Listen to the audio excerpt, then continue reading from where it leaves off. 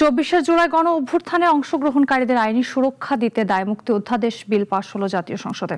আজ সংসদে স্বরাষ্ট্রমন্ত্রী সালাউদ্দিন আহমেদ বিলটি উত্থাপন করলে তা সর্বসম্মতভাবে কণ্ঠভোটে পাশ হয়। এর মাধ্যমে জুলাই অভ্যুত্থানে অংশগ্রহণকারীদের বিরুদ্ধে করা সব ধরনের দেওয়ানি ও ফৌজদারি মামলা এবং আইনি কার্যধারা প্রত্যাহারের পথ প্রশস্ত হলো, নিশ্চিত হলো তাদের আইনি সুরক্ষা। চলতি বছরের ২৫ জানুয়ারি জুলাই গণ অভ্যুত্থান অর্থাৎ সুরক্ষা ও দায় নির্ধারণ অধ্যাদেশ জারি করেছিলেন রাষ্ট্রপতি। সেই বিলে বলা হয়েছে, জুলাই গণ অভ্যুত্থানে অংশগ্রহণের কারণে গণ অভ্যুত্থানকারীদের বিরুদ্ধে করা সব দেওয়ানি ও ফৌজদারি মামলা, অভিযোগ বা কার্যধারা নির্ধারিত বিধান অনুসরণ করে প্রত্যাহার করা হবে। এছাড়া নতুন কোনো মামলা, অভিযোগ বা কার্যধারা গণ অভ্যুত্থানকারীদের বিরুদ্ধে করা আইনত নিষিদ্ধ হবে।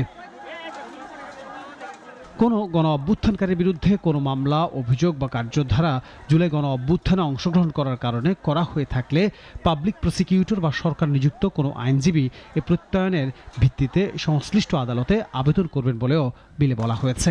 এই আবেদনের পর আদালত ওই মামলা বা কার্যধারা সম্পর্কে আর কোনো কার্যক্রম নেবেন না, তা প্রত্যাহার করা হয়েছে বলে গণ্য হবে এবং অভিযুক্ত ব্যক্তি অবিলম্বে অব্যাহতিপ্রাপ্ত বা ক্ষেত্রমতে খালাসপ্রাপ্ত হবেন।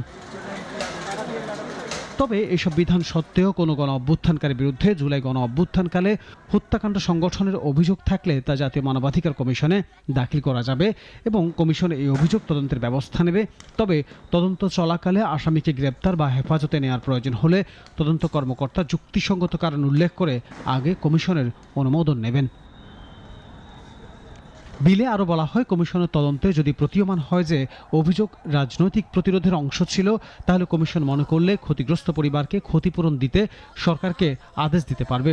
এক্ষেত্রে কোনো আদালতে সংশ্লিষ্ট কার্য সম্পর্কিত কোনো মামলা করা যাবে না কিংবা অন্য কোনো আইনগত কার্যধারা নেওয়া যাবে না।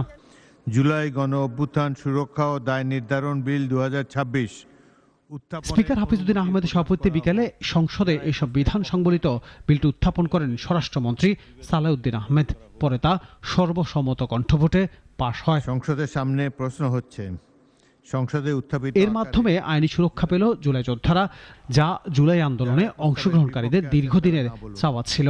আমার মনে হয় জয়যুক্ত হয়েছে। আনোয়ার হোসেন, নাগরিক, ঢাকা।